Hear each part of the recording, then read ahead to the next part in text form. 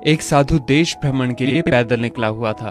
एक बार रात हो जाने पर वो किसी गांव में आनंद नाम के व्यक्ति के दरवाजे पर रुका। आनंद ने साधु की खूब सेवा की। दूसरे दिन आनंद ने बहुत सारे उपहार देकर साधु को विदा किया। साधु ने आनंद के लिए प्रार्थना की, भगवान करे तू दिनों दिन बढ़ता ही रहे। साधु की बात सुनकर आनंद हंस पड़ा और बोला, अरे महात्मा जी, जो है ये भी नहीं रहने वाला। साधु आनंद की ओर देखता रह गया और वहां से चला गया। 2 वर्ष बाद साधु फिर आनंद के घर आया और देखा कि सारा वैभव समाप्त हो गया है।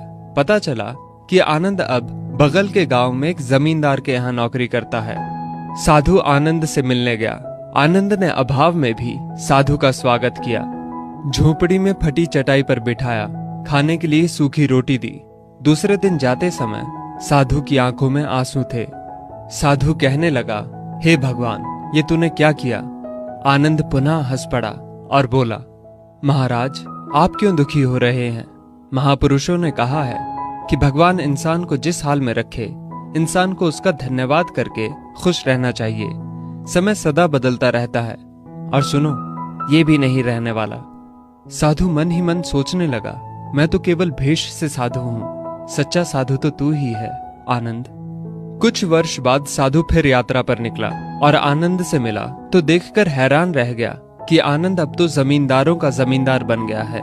मालूम हुआ कि जिस जमींदार के यहाँ आनंद नौकरी करता था वो संतान विहीन था। मरते समय वो अपनी सारी जायदाद आनंद को दे गया। साधु ने आनंद से कहा, अच्छा हुआ वो जमाना गुजर गया, भगवान करे अब तू ऐसा ही बना रहे। ये सुनकर आनंद फिर हंस पड़ा और कहने लगा, महाराज, अभी भी आपकी नादानी बनी हुई है। साधु ने पूछा, क्या ये भी नहीं रहने वाला? आनंद ने उत्तर दिया, हाँ, या तो ये चला जाएगा या फिर इसको अपना मानने वाला ही चला जाएगा। कुछ भी रहने वाला नहीं है, और अगर शाश्वत कुछ है तो वो है परमात्मा, और उस परमात्मा की अंश आत्मा। आनंद की बात को साधु ने गौर से सुना और चला गया। साधु कई साल बाद फिर लौटता है तो देखता है कि आनंद का महल तो है, किंतु कबूतर उसमें गुटरगू कर रहे हैं और आनंद का देहांत हो गया है।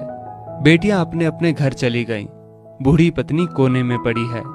साधु कहता है, अरे इंसान, तू किस बात का अभिमान करता है? क्यों इतराता है? यहाँ कुछ भी टिकने वाला नहीं है। दुख या सुख कुछ भी सदा नहीं रहता। तू सोचता है पड़ोसी मुसीबत में है और मैं मौज में हूं, लेकिन सुन, ना मौज रहेगी और ना ही मुसीबत। सच्चे इंसान वे हैं जो हर हाल में खुश रहते हैं। मिल गया माल तो उस माल में खुश रहते हैं, और हो गए बेहाल तो उस हाल में खुश रहते हैं। साधु कहने लगा, धन्य है आनंद तेरा सत्संग, और धन्य है तुम्हारे सतगुरु।